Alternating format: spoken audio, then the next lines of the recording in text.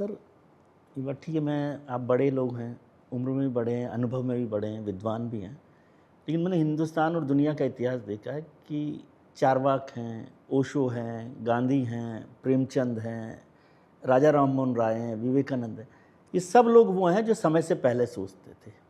और जिन लोगों ने समय से पहले सोचा उसको हिंदुस्तान ने स्वीकार नहीं किया। इसमें मैं नाम आपका जोड़ देता हूँ विद रिस्क। अब बाकी रिस्क आपकी है। सर मुझे फर्क ही नहीं पड़ता। मैंने वैसे बता दिया, आपकी मर्जी है सर। मैं आपको एक बात बताता हूँ, मुझे कोई स्वीकार करे या न करे मेरा एजेंडा ही नहीं है। मुझे चाहे या न चाहे मेरा एजेंडा नहीं है। मैं राजनीति में हूँ तो पॉलिटिशियन हूँ, चुनाव लड़ रहा हूँ तो लड़ता हूँ, हार सकता हूँ। मुझे सामने टारगेट दिखता है कि मुझे क्या करना, मैं करते रहूँगा।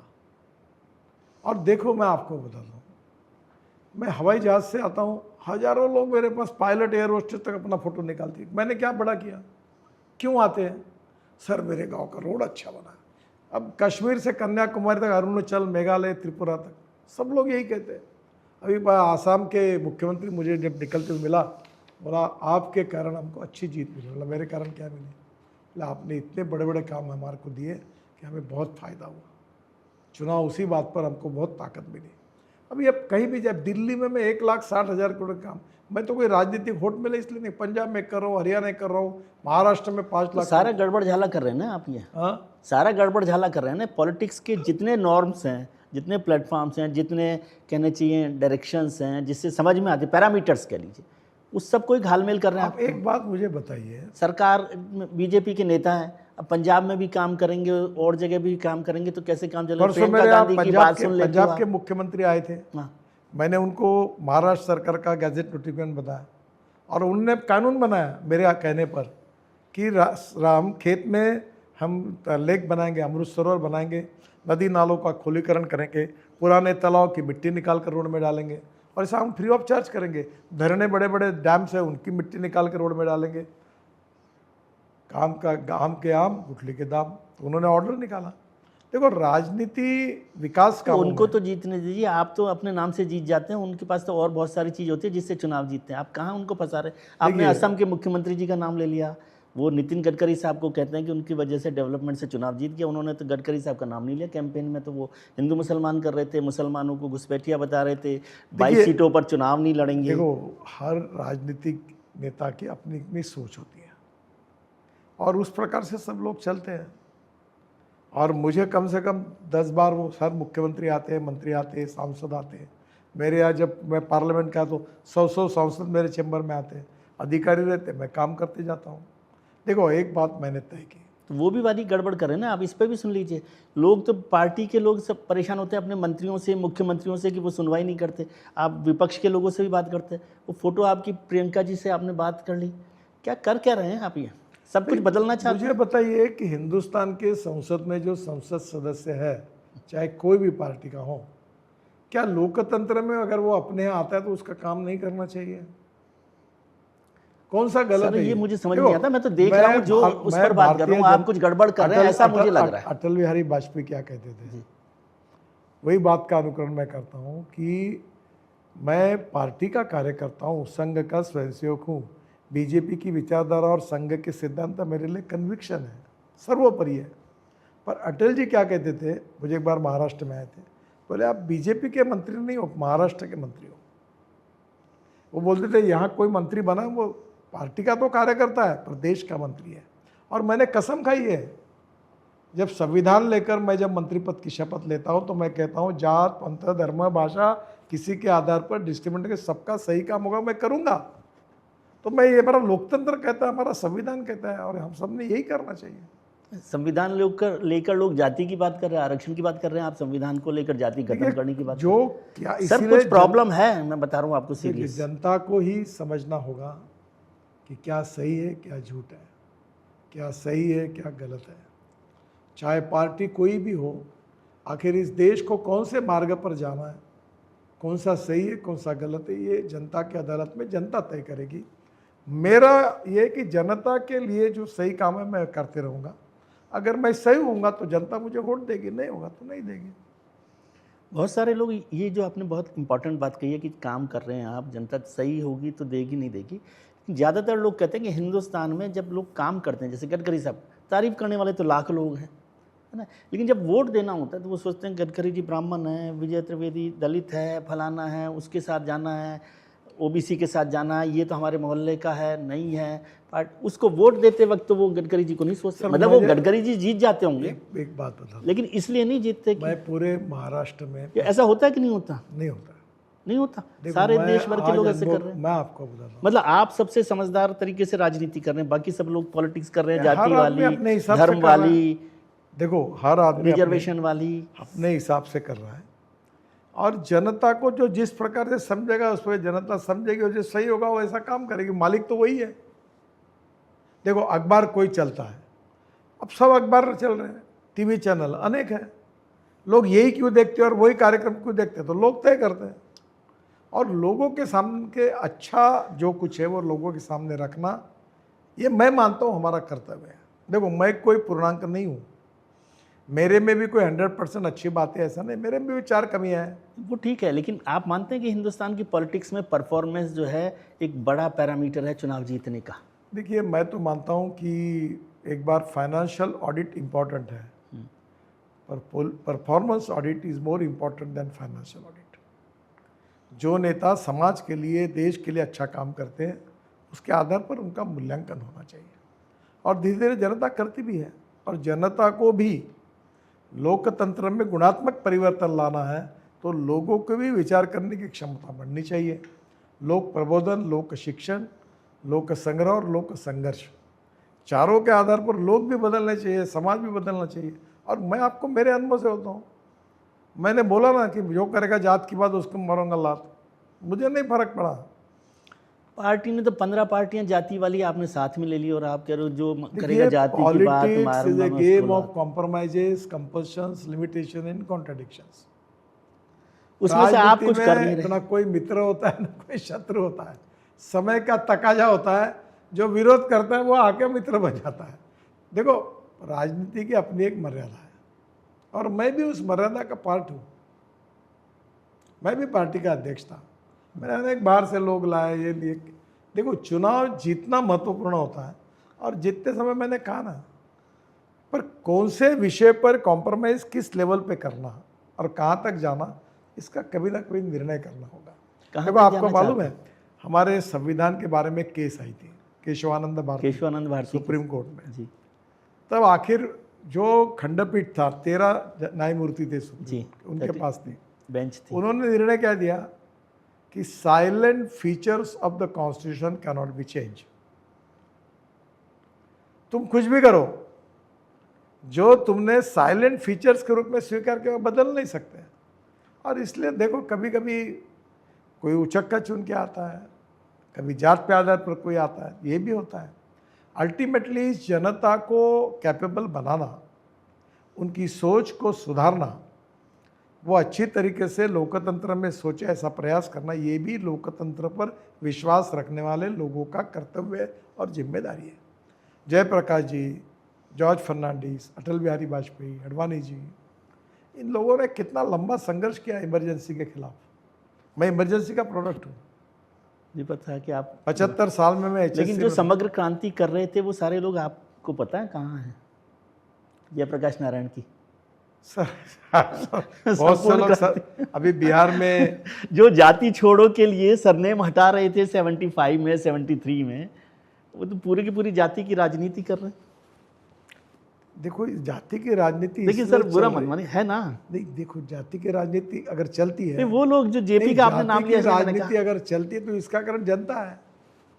जिस दिन जनता ये तय करेगी कि जात के आधार पर मैं मत नहीं दूंगी। मैं एक मजाक में लोगों को सवाल पूछता हूँ, तुम्हारा हार्ट का ऑपरेशन करना है, तुम ये नहीं बोलते मेरे जात वाला डॉक्टर उसके यहाँ करो, तुमको अच्छा डॉक्टर चाहिए। तुमको कोई होटल रेस्टोरेंट में जाना है, अच्छा होटल चाहिए, तुम नहीं बोलते कि मेरे जात वाले का चाहिए। तुमको जहाँ टेस्ट अच्छी लगती है वहाँ जाना है। तुमको कपड़े सिलाने हैं, तुम ये नहीं बोलते मेरे जात वाले का दुकान है, उससे जहाँ अच्छे कपड़े सस्ते में वहाँ जाते हो। तो नेता के समय ऐसा क्यों करते हो? ऐसा होता है ना, पॉलिटिक्स में ऐसा तो नहीं होता ना कि अच्छे नेता के पास जाए। धीरे धीरे बदलेगी, लोकतंत्र बदलेगा, लोग बदलेंगे, समाज बदलेगा, और वो सेंचुरी टू सेंचुरी काम चलता रहेगा। और वो बदलने की तो जिम्मेदारी हमारी है।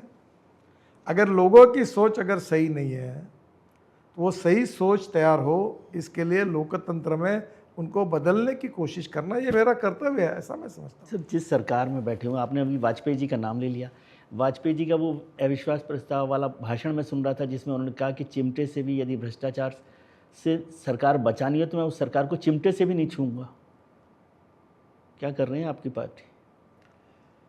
साहब ऐसा है, अटल बिहारी वाजपेयी हमारे पार्टी में हमारे प्रेरणा स्रोत है और उन्होंने बताई बातें हमारे लिए आदर्श है।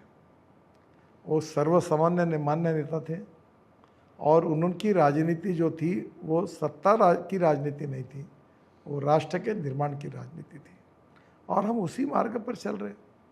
उसी राष्ट्र मार्ग पर सर्वोपरि है। वो एक वोट से हार गए, आप एक एमएलए से सरकार बना लेते हो।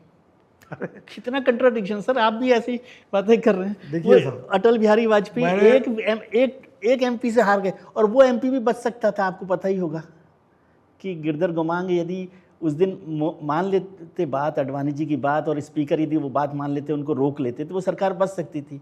या जयललिता के साथ जो हुआ, या जो सुबह सुबह मायावती जी ने बदलाव किया, तो जो पार्टी का नेता एक वोट से सरकार गिरा दे, सरकार गिर जाए उसको आप मानते हो अपना नेता, और आप जो किसी राज्य में एक एमएलए हो तो अपनी सरकार बना लेते हो। ये अटल समग्र बनाने से नेता बनते हैं क्या? नहीं, ऐसे एक वाले इसमें हमने कभी सत्ता नहीं बनाई। बहुत सारे हैं सर। देखिए, मैं आपको एक बात बताता हूँ, हम आज भी अटल बिहारी वाजपेयी के विचारों पर ही चल रहे हैं। एक बात जरूर है कि political compromises, compulsions, limitation and contradiction part of politics. अब देखो, मतलब जब आपको करना हो तो कंप्रोमाइजेज हो गए। आप लड़ाई लड़ो करप्शन के खिलाफ, और फिर अजीत पवार जी को वित्त मंत्री बनाओ, फिर शुभेंदु अधिकारी को मुख्यमंत्री बनाओ, फिर हिमंता शर्मा को मुख्यमंत्री बनाओ, फिर आप कहो कि नहीं विजय जी मत पूछिए, क्योंकि कंप्रोमाइज, कंट्रोडिक्शंस पॉलिटिक्स की ज़रूरत है। और फिर ज्ञान में अभी पार्टी के जो अध्यक्ष है, नेता है, वो सब मिलकर पार्टी के हित में जो उचित है वो निर्णय करते हैं। नहीं, पार्टी के हित में उचित निर्णय पे मुझे कोई आपत्ति नहीं है, लेकिन ये जो पैरामीटर्स की बात, आपने वाजपेयी जी का नाम लिया और गडकरी जी वाजपेयी जी का नाम लें, तो फिर पैरामीटर्स पर बात होती है। जो पार्टी का निर्णय होता है, मेरा निर्णय होता है। मैं एक पार्टी का कार्यकर्ता हूँ और पार्टी जो जो निर्णय करती है उसको मैं स्वीकारता हूँ। तो वो दिनकर वाली बात है कि तटस्थ जो रहेंगे तटस्थ, उनका भी समय लिखेगा अपराध, ये भी याद रखिए आप। अभी तो सर मैं पार्टी का कार्यकर्ता हूँ, जो पार्टी निर्णय मतलब आप देखिए, लोग गडकरी जी को क्यों जानते हैं? क्योंकि वो साफ बात करने वाले आदमी हैं। आप पहली बात ऐसी है कि मैं पार्टी के कार्यकर्ता के नाते आप कितना भी मुझे बोलोगे, टेम्प्ट करोगे, तो भी पार्टी की मूलभूत बातों को और निर्णय के खिलाफ मैं नहीं बोलूँगा। अच्छा, नहीं मुझे मत बोलिए, विजय त्रिवेदी इंपॉर्टेंट आदमी नहीं है क्या? नितिन गडकरी ये बात पार्टी के अंदर कह सकते हैं या कहते हैं? क्योंकि वाजपेयी जी की बात आपने की, देखिए, भ्रष्टाचार की, ईमानदारी बात को रखने का, ये तो पार्टी, आप उन नेताओं में से उनको फॉलो करने वाले लोग हैं जो पार्टी विद द डिफरेंस वाली बात पार्टी थी। विजय त्रिवेदी को मत बताइए कि क्या कहते हैं, लेकिन क्या गडकरी साहब या कोई और साहब पार्टी के अंदर ये बात कह सकते हैं भाई ये ठीक नहीं है? पार्टी में सब विषयों पे चर्चा होती है, बातचीत होती है ये बात कि ठीक नहीं है। को अधिकार मिलता है, अपनी अपनी बात रखते हैं। जब मुझे मौका मिलता मैं अपनी बात रखता हूँ। आपने कहा कि ये ठीक नहीं है। नहीं, ये तो मैं आपको क्यों कहूँगा? जो पार्टी के दीवारों के अंदर बातचीत होती है वो पार्टी के अंदर की होती है और हमें रखने का अधिकार होता है। जब मौका मिलता है हम रखते हैं, सब जगह रखते हैं, और पार्टी अंतिम निर्णय जो करती है वो हमारा सबका निर्णय होता है। अच्छा, सहमत भले ही ना हो लेकिन निर्णय को तो मानना होता है, इसको मैं मान सकता हूँ। मतलब आप सहमत नहीं है, ऐसा समझूं मैं आपको स्पष्ट रूप से कहता हूँ कि पार्टी के जो जो पदाधिकारी जिस समय आते हैं उनके सामने हर व्यक्ति अपनी बात रख सकता है और रखते भी है, और पार्टी जो निर्णय करती है उसको स्वीकारते हैं। सर, मिनिस्ट्री पर एक और सवाल, आप मेरा इंटरव्यू कर रहे, एक बार हमारे अध्यक्ष का भी इंटरव्यू करिए, उनका भी करेंगे, तो वो बताएंगे आपको सब ज़्यादा अच्छी तरह, बिकॉज आप तो लंबे अथॉरिटी, आप तो पार्टी के अध्यक्ष रहे 15 साल पहले। मैं पूर्व अध्यक्ष हूँ। हाँ, 15 साल अध्यक्ष है, वो ज़्यादा अधिकार से बता पाएंगे। आज की बात, मैं नीतिगत बात पर ही चर्चा कर रहे हैं। आपने जल संसाधन पर बहुत काम किया, आपने कहा कि लेकिन क्या हुआ? जल संसाधन तो गडकरी साहब देख रहे थे, वो नदियों में शिप्स चला रहे थे, कल हावड़ा तक, बनारस से हावड़ा पता नहीं कहाँ वो हवाई जहाज को पानी में उतार रहे थे, और वो नमामि गंगे से गंगा साफ कर रहे थे। क्या ठीक काम नहीं किया क्या आपने? नहीं, मैंने ठीक किया नहीं किया, आखिर ये सब बातें जो होती है लोकतंत्र में, किसको कौन सा डिपार्टमेंट देना, खाता बदलना, ये प्रधानमंत्री का सर्वाधिकार होता है। नहीं, वो मैं प्रधानमंत्री के प्रेरोगेटिव पर नहीं जा रहा, लेकिन रिवार्ड पर तो जा रहा हूँ। इसीलिए मैंने पूछा कि काम देखिए, का रिवार्ड मैं पॉलिटिक्स आपको में एक बात साफ बता दूं, मुझे जो काम मेरे नेता देंगे वो काम मैं करूंगा, मैं साफ हूँ। सर, मैं दूसरा सवाल पूछ रहा हूँ, मैं नितिन गडकरी जी पर नहीं हूँ, मैं पूछ रहा हूँ कि जो बेसिक सवाल है कि क्या रिवार्ड की पॉलिटिक्स, मतलब काम की जो पॉलिटिक्स है, काम से रिवार्ड मिलने की पॉलिटिक्स, वो हिंदुस्तान में सर्वाइव कर रही है? मैं गडकरी जी पर नहीं जा रहा हूँ, गडकरी जी। देखिए, मैं इस समय यही कह सकता हूँ कि लोकतंत्र में जो नेता, जिस पार्टी की मेजोरिटी आती है, वो नेता जो होता है उसका अधिकार होता है, सर्वाधिकार, और उसका निर्णय वो करता है। ये संविधान में लिखा हुआ है। तो जब उनको उचित लगा तो मुझे जो काम दिया है दिया, मैं करता हूँ। अच्छा, ठेकेदार को तो आप डांट देते हो, अफसरों को तो आप डांट देते हो कि ठीक काम नहीं कर रहे। वो तो बेचारा गरीब आदमी, गरीब मतलब कि वो तो कमज़ोर आदमी है, गडकरी साहब की सुननी पड़ेगी उसको। जहाँ सुनानी है वहाँ आप नहीं बोल रहे। ऐसा नहीं है। ये एसेट मेरे देश की जनता की संपत्ति है। अगर रोड में गड्ढे पड़ते हैं तो जनता को तकलीफ होती है। और ये तो सरकार भी तो लिखा है, जनता ये की भारतीय रेल भारतीय जनता की संपत्ति लिखा हुआ रहता है ना, ये रोड भी भारतीय जनता की संपत्ति है। और मैं विश्वस्त हूँ, वो काम ठीक से होता है या नहीं होता है वो देखना मेरा काम है, वो मैं करता हूँ। हाँ, नहीं, वो सब लोग मानते हैं ये कर रहा है, मैं लेकिन मैं टॉलरेट तो नहीं कह रहा हूँ कि करता। कमज़ोर आदमी को तो सभी डांट सकते हैं। कमजोर ठेकेदार, अफसर मजबूत हो, ज़्यादा ताकतवर आप होते गलत हैं, शब्द का प्रयोग कर सिस्टम में ज़्यादा ताकतवर होते हैं, वो भी ताकतवर है। उस सिस्टम को भी आपने मैं तोड़ उनको दिया। कहता हूँ पैसा कमाना गुनाह नहीं है, पर क्वालिटी अच्छी रखो। आज मैंने ये पुल बना लोहे का, आज के इसमें देखा, कोरियन डिज़ाइनर ने डिज़ाइन किया और कैसे एक एक उठा के उसको जोड़ा है। बहुत सुंदर काम किया। तो मैंने कॉन्ट्रैक्टर के पीठ पे हाथ रख के अच्छा काम किया। अगर जो अच्छा करेगा उसका सम्मान करूंगा, उसका पीठ पे हाथ तो अच्छी रखूंगा, बात है, वो अच्छी और जो गलत काम करेगा उसको ठोकूंगा। नहीं होगा ये। I am not going to compromise with the asset जो जनता के है, उसके साथ कोई खिलवाड़ मैं नहीं टॉलरेट करूँगा। सर, कुछ पर्सनल बात समझ, आपने माँ का नाम लिया कि माँ के नाम पर कर रहे हैं। बताया गया कि माँ का आपके जीवन में, खासतौर से पॉलिटिकल जीवन में भी और सोशल लाइफ में भी बड़ा इंपॉर्टेंट रोल है। कैसे आप देखते हैं?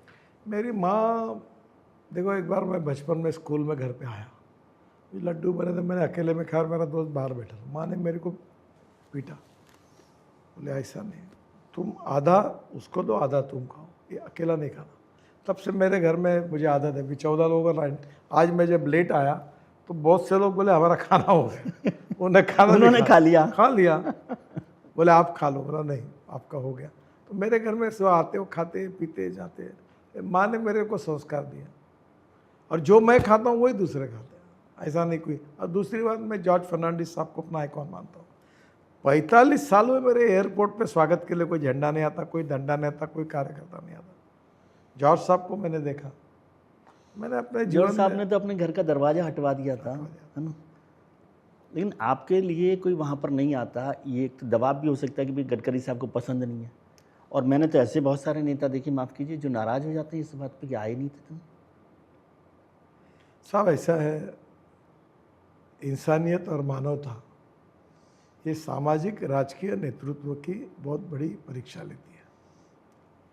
Character is a one's behaviour in the dark. आप छोटे से छोटे आदमी के साथ कैसे व्यवहार करते हो। अब मेरे ये सिक्योरिटी फोर्सेस है, मेरे घर पर उनका सुबह चाय होता है, नाश्ता होता है, भोजन होता है। मैं कहीं दूर जाता हूँ तो मेरे साथ उनकी व्यवस्था करता हूँ, और मेरे घर में मैंने अलग किचन चालू किया उनके लिए कि उनको खाने के समय मिलना चाहिए। तो इसका मतलब मैं कोई एहसान नहीं कर रहा हूँ। ये एक सिंपल है कि मैं खाना खा रहा हूँ और आप आगे तो बोलता हूँ आइए बैठिए मेरे साथ त्रिवेदी जी, आप भी खाना खाइए। ये संस्कृति है। आपके खाने की चर्चा तो वैसे भी हमेशा होती रही है। मतलब ये नहीं कि केवल आपको खाना पसंद है, लोग ये समझते हैं कि गडकरी साहब के साथ होंगे तो खाना तो आराम से होगा ही। लेकिन अध्यक्ष की बात आपने की कि पूर्व अध्यक्ष हो गए, मुझे याद आती है बात, अभी जो बात विमान वाली की, एयरपोर्ट की, तो मुझे याद आता जब आप 2010 में अध्यक्ष बनकर आए थे, हमारी पहली मुलाकात वहाँ पर हुई थी, बीजेपी के अशोक, क्या नाम, अशोक रोड वाले ऑफिस में, अशोका रोड वाले ऑफिस में। दिसंबर की शायद बात थी, और आप स्वेटर भी नहीं लेकर आए थे, और दिल्ली की सर्दी का आपको आइडिया नहीं था। आपने वहाँ एक भाषण में एक बात कही कि भाई परिक्रमा बंद करो, लोगों के पास जाओ सड़कों पर, ये आपने बात कही थी। तो एक मित्र ने मुझे कहा कि पता नहीं गडकरी जी क्या गलत गुट्टी पिला रहे हैं। भाई हिंदुस्तान की परंपरा में है, उन्होंने किस्सा सुनाया कि शिव पार्वती ने कहा कार्तिकेय को और गणेश को कि भाई परिक्रमा लगा कर आओ पृथ्वी की, और जो सबसे पहले परिक्रमा लगा कर आएगा वो पूजनीय होगा। तो कार्तिकेय होंगे मेरे जैसे पागल आदमी, वो परिक्रमा लगाने चले गए, और गणेश ने लगाई परिक्रमा शिव और पार्वती की, और आज हम गणेश को पूज रहे हैं, कार्तिकेय को नहीं पूज रहे। तो आप क्यों बर्बाद कर रहे हैं सबको? देखिए, पहली बात तो ऐसी है, मैंने मेरे कार्यकाल में सब सर्वे करता था, और बहुत से लोग ऐसे थे कि जो कभी दिल्ली आए नहीं, मुझे मिलने उनको टिकट मिले। तो मैंने कहा आप वहाँ की जनता की सेवा करो, और हम जनता के दिल में क्या निकालेंगे, और जनता जिसको सपोर्ट कर रही है वो जो नाम निकलेगा उसी को टिकट मिलेगा। और यही बात सही है। तो आप आपके गांव में रहकर जनता के लिए ईमानदारी से काम करिए। या दिल्ली मुंबई आकर नेताओं के घर में काय के लिए आते हो 4 बार नमस्कार और गुच्छे लेकर? जरूरत नहीं इसकी, आप काम करो। मुझे पता नहीं सर आप कितने पॉलिटिकल लोगों का करियर बर्बाद करेंगे ये सुझाव देके, लेकिन मैं ये समझना चाहता हूँ अध्यक्ष वाली बात। सर, अध्यक्ष को लेकर बहुत चर्चा हुई थी जब आप अध्यक्ष बने थे, तो बहुत सारे लोगों ने कहा कि संघ की वजह से आ गए गडकरी साहब, और उस समय 2009 का चुनाव हारे थे, अडवाणी जी जैसे बड़े नेता थे। तो एक D4 उस समय चला करता था ग्रुप दिल्ली का पार्टी का, तो ये कहा गया कि भाई अध्यक्ष बनेगा तो D4 से बनेगा, मतलब जो दिल्ली में नेता है। लेकिन अध्यक्ष की जो चर्चा हुई उसमें से नितिन गडकरी साहब निकल कर आ गए, जो शायद दिल्ली आते ही नहीं थे, या आए होंगे तो कम आए होंगे। कैसे हो गया ये काम? सर, पहली बात तो ऐसी है कि उस समय के इतिहास को आप जानिए जी। एक तय हुआ संघ और अडवाणी जी के बीच में कि भाई इस बार नई पीढ़ी का कोई नया नेता को अध्यक्ष बनाना चाहिए। उसमें 4 नाम आए, एक मोदी जी का था, एक शिवराज सिंह चौहान का था, एक मनोहर पर्रिकर था, एक मेरा था जी। कुछ कारणवश मनोहर पर्रिकर का नाम रहा नहीं। शिवराज जी मुख्यमंत्री थे इसलिए वो नहीं मध्य रहा। प्रदेश का। मोदी जी गुजरात के मुख्यमंत्री थे, वो भी नहीं हुए, तो मेरा बैलेंस रहा। तो फिर अडवाणी जी ने कहा कि यही नाम है, और फिर मुझे संघ ने बुलाया कि तो मैं दिल्ली कभी जाता नहीं, मुझे अनुभव नहीं। मुझे याद आ रहा है वो दिन याद है नहीं जब आप आए थे अध्यक्ष बनने। वैसे तो उस दिन की बात याद है जब आप रामलाल जी से मिलने आए थे अध्यक्ष बनने से पहले, तो हम लोग वहाँ थे, बहुत चर्चा हुई थी कि गडकरी साहब अध्यक्ष बनने वाले हैं। तो क्या ये माना जाए कि संघ की वजह से ही, क्योंकि सब लोग कह रहे हैं नागपुर से हैं, संघ से लंबा, आपने भी बताया कि संघ से आपका बचपन से उस समय बाल स्वयंसेवक संघ का स्वयंसेवक हूँ जी। बाद में संघ के लोगों ने मुझे कहा कि तुमको जिम्मे, तो मैंने कहा मुझे मालूम नहीं दिल्ली, मुझे जनरल सेक्रेटरी बनाओ। बोले आप चिंता मत करिए, हम सब आपके साथ हैं, आप जाओ पार्टी को संभालो, आप स्वयंसेवक हो, जो आदेश मिला वो करो। अच्छा, आपने पार्टी का अध्यक्ष बनकर बहुत सारे काम किए। एक तो वो पार्टी कार्यालय की शक्ल बदल दी आपने, जो अशोका रोड का ऑफिस था, खैर अब तो नया बनाया आपने ऑफिस। लेकिन जब दूसरी बार जब संघ का मतलब आपका अध्यक्ष का कार्यकाल खत्म हुआ और दूसरे दिन बनना था, मुझे पता है क्योंकि मैं वहाँ पर भी था शायद उस समय, ये क्या नाम है, तालकटोरा रोड पर, ये 3 मूर्ति मार्ग पर घर था और आपका नागपुर का ऑफिस था। तो तय था कि गडकरी साहब अध्यक्ष बनेंगे दूसरी बार, और मुझे बताया गया कि संघ के कहने पर पार्टी के संविधान में भी बदलाव किया गया कि कंटिन्यूटी में 2 बार अध्यक्ष बनाया जाए। फिर अचानक एक दिन ऐसा क्या हुआ, एक दिन क्या एक रात जो है वो कत्ल की रात साबित हो गई? देखिए, वो तो सबको पता है, मेरे ऊपर झूठे आरोप किए गए, झूठे आरोप साबित हुए। 2012 में कांग्रेस की सरकार ने राइट ऑफ इंफॉर्मेशन दिया कि मेरे ऊपर कोई आरोप नहीं, मैंने कोई गलत काम नहीं किया। अब उस समय जो हुआ सो हुआ, और फिर जब ये बात आई तो मैंने कहा कि भाई ये आरोप कर रहे हैं, तो जब तक इसकी इंक्वायरी होती मैं नहीं बनना चाहता, ताकि मेरे कारण पार्टी का नुकसान हो। मैं बाजी उठ गया। आपने ठीक से बात नहीं बताई, क्योंकि उसी दौरान क्या हुआ, उससे पहले की बात है, सुषमा जी मुख्यमंत्री बनी थी दिल्ली की 3-4 महीने के लिए साहिब सिंह, और उसके बाद चुनाव हार गई। तो सुषमा जी ने कहा एक लाइन कि घर को आग लग गई घर के चिराग से। ये बात 2013 में भी सही साबित होती है, 12 में भी, नितिन गडकरी साहब के लिए। मुझे नहीं कहना है, मुझे किसी का आरोप नहीं लगाना। मैंने इतना ही कहा कि ठीक है। नहीं, आपने बताया कि कांग्रेस सरकार ने तो आपके आरोपों को क्लीन चिट दे दी। कांग्रेस की तो सरकार, इसका मतलब कांग्रेस ने तो नहीं लगाए सर? थोड़ा सा समझता हूँ मैं, माफ़ कीजिए। नहीं, इस विषय पे मैं इतना ही जानता हूँ कि जो आरोप हुए थे वो गलत निकले। कांग्रेस के राज ने मुझे सर्टिफिकेट दे दिया, पर उस समय झूठे आरोप के कारण जब पार्टी बदनाम करने की कोशिश कर रहे थे कुछ लोग, तो मुझे ध्यान में आया कि ये एक षड्यंत्र है। मैंने कहा ठीक है, मेरे कारण पार्टी को जवाब देना पड़ेगा, मैं नहीं होना चाहता हूँ। मैंने उसको मुक्त, मैंने कहा तो षड्यंत्र तो घर में ही हुआ ना, मतलब आप ये कह रहे हैं।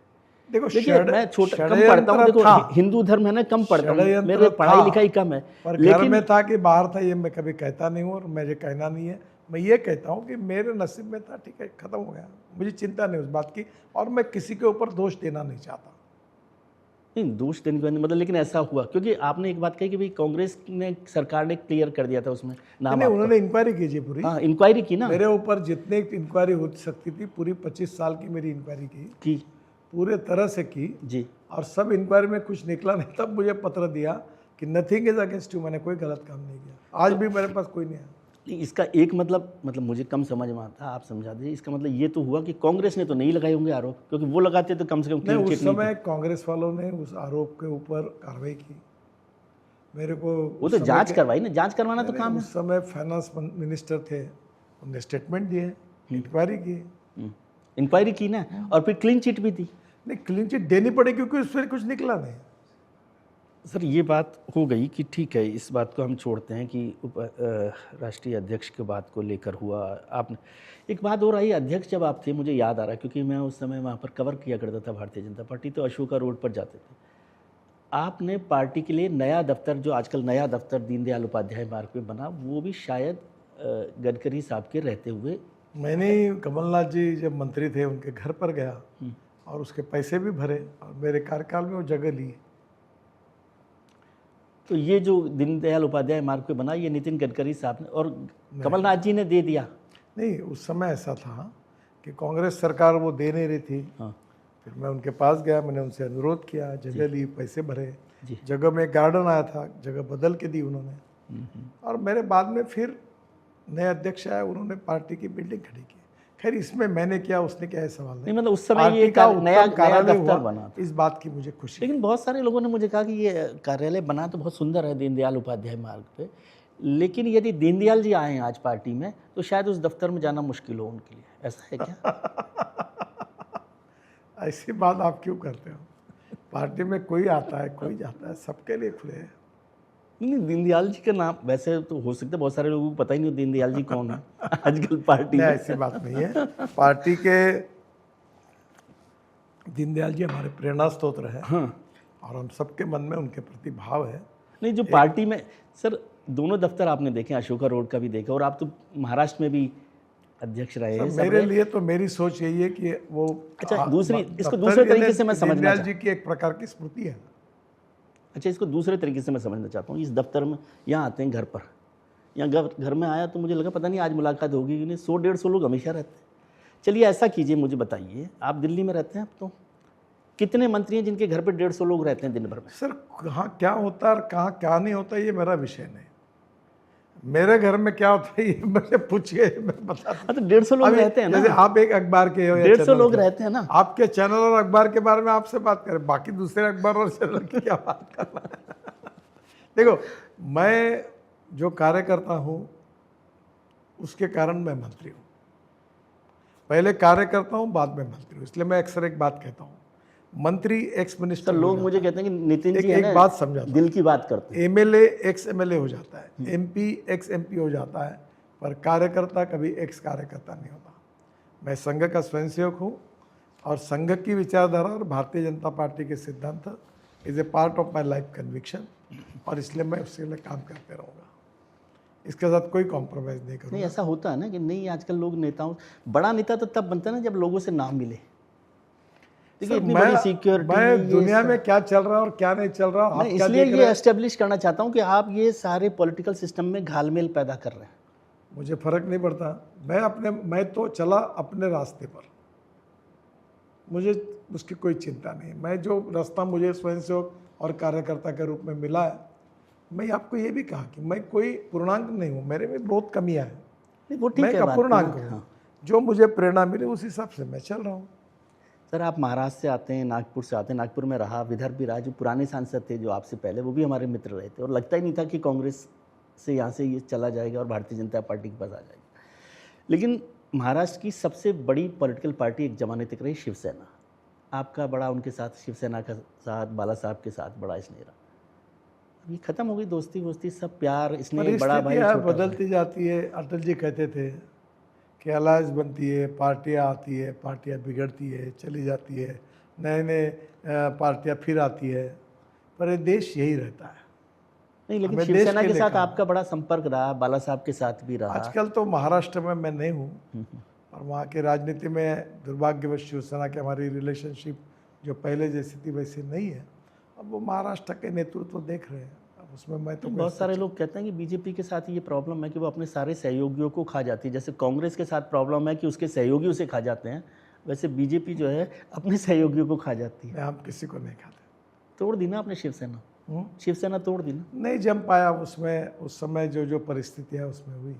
आजकल मेरा मुंबई जाना भी नहीं होता और मुझे ज़्यादा जानकारी है नहीं। सर, एक इंसिडेंट आपके साथ का जुड़ा हुआ पर्सनल है कि 2001 में एक रोड एक्सीडेंट गडकरी साहब का हो गया, जिसपे एक बहुत लंबे समय तक डेथ बेड जैसा कहना चाहिए, मौत को करीब से देखा।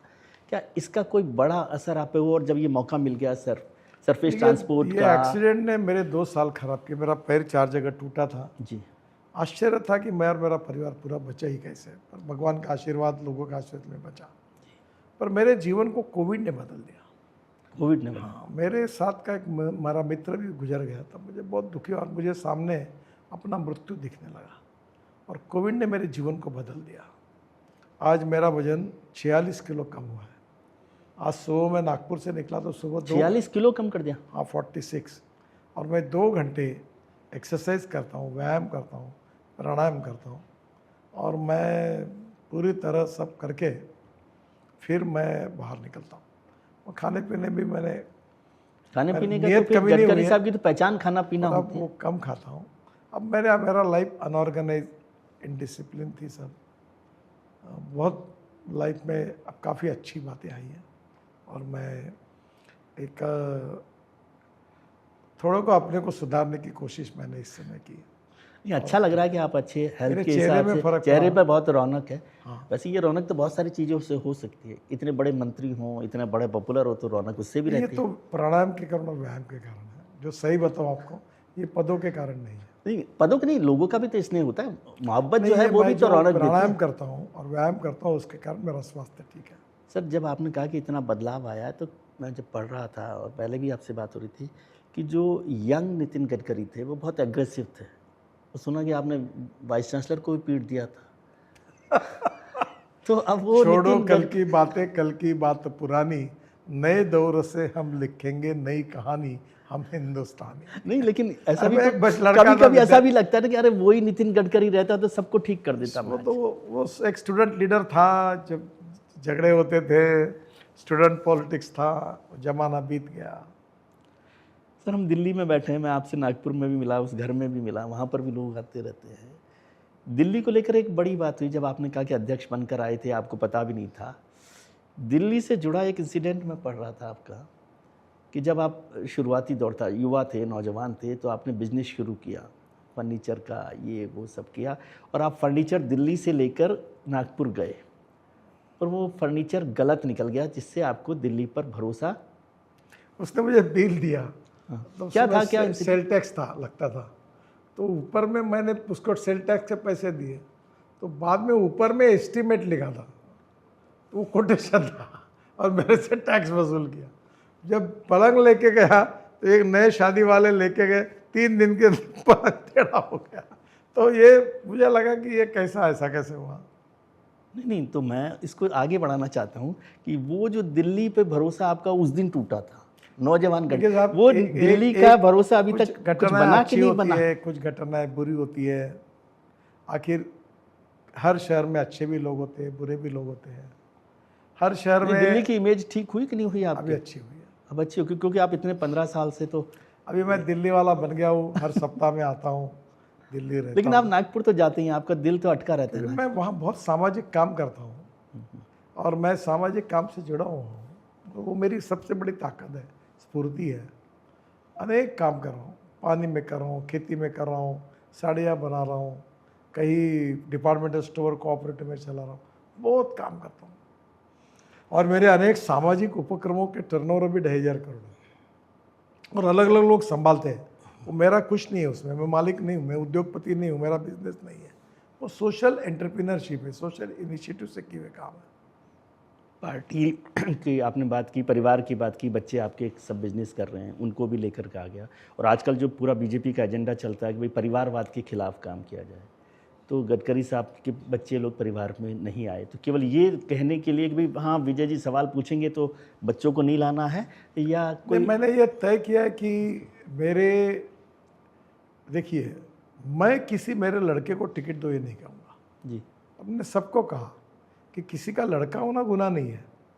अगर पार्टी को तय करना है तो पार्टी टिकट देती है तो ठीक है, पर जिस दिन माता और पिता जो राजनीति में बोलते मेरे लड़के को टिकट दो, वो गलत है। और इसलिए बहुत से ऐसे लोग हैं कि जो उनके माता पिता राजनीतिक नेता अच्छा काम कर रहे हैं और उनके कारण नहीं, उनकी गुणवत्ता के कारण वो आए। पर मेरे घर पर अब मेरी लड़की, 2 लड़के, मेरी वो नहीं कर रहे हैं कोई राजनीति। लेकिन दूसरी पार्टियों को ऐसा ले लें तो वो कंप्रोमाइज में होगा कि जो परिवारवाद वाली पार्टियां उनको साथ ले मैं लें, इस तो मत से हूँ कि मतलब एमएलए नहीं भी बने तो मिनिस्टर बना दें। नेताओं ने अपने घर में टिकट देनी चाहिए, ऐसा आग्रह नहीं करना चाहिए। ये मेरा मत है और ये मेरा कन्विक्शन है। सर एक आखिरी सवाल समझना चाहता हूँ, बहुत आपके रिवार्ड, मेरा दिमाग में वो रिवार्ड अटका हुआ है। रिवार्ड मतलब क्योंकि गडकरी साहब के परफॉर्मेंस के साथ सरकार का एक सबसे महत्वपूर्ण बॉडी होती है CCS, कैबिनेट कमेटी और सिक्योरिटी, और पार्टी की सबसे पावरफुल कमेटी होती है पार्लियामेंट्री बोर्ड। गडकरी साहब अध्यक्ष भी रहे, 15 साल मंत्री भी रहे, सरकार में भी रहे। परफॉर्मेंस पे तो कोई इस पे सवाल कर नहीं सकता, हो सकता है कुछ करते हो, मेरे को तो नहीं पता, लेकिन इन दोनों जगहों पर गडकरी साहब नहीं है। जो पार्टी का निर्णय है, ये कोई कारण भी तो होता होगा, पार्टी का निर्णय कोई ऐसे ही होता है क्या? कौन से विषय पर कौन से, मैं अभी एक्सपेंडिचर कमेटी जो कैबिनेट की उसमें हूँ, कौन से कमेटी में रखना है ये प्रधानमंत्री का सबसे पावरफुल होती है ना। हाँ नहीं, मैं बहुत से कमेटी में और उसका अधिकार प्रधानमंत्री का है, और पार्टी में रखना नहीं रखना ये अध्यक्ष का होता है, जो भी निर्णय। अच्छा, आप अक्सर कहते हैं कि पॉलिटिशियंस जो है वो रेस्टलेस होते हैं, कि वो एमएलए पार्षद हो गया तो एमएलए बनना चाहता है, एमएलए जो होता है वो मिनिस्टर बनना चाहता है, मिनिस्टर होता है CM बनना चाहता है। तो गडकरी साहब पॉलिटिशियन तो है ना, तो PM नहीं बनना चाहते? बिल्कुल नहीं। क्यों? आज तक मैं कोई क्या नकली पॉलिटिशियन है क्या आप? नहीं, पहली बात तो ऐसी है कि जो मुझे मिला वैसे ही मिला है। मैं काम करना जानता हूँ, पद मिला नहीं मिला उसका कोई फर्क पड़ता नहीं, और कोई पद मिलना नहीं अलग बात है, चाहत भी तो होती, इच्छा होती है। मैं समझाता हूँ बात जी, कि मुझे कोई पद मिलना चाहिए, इसलिए मैं राजनीति में नहीं आया।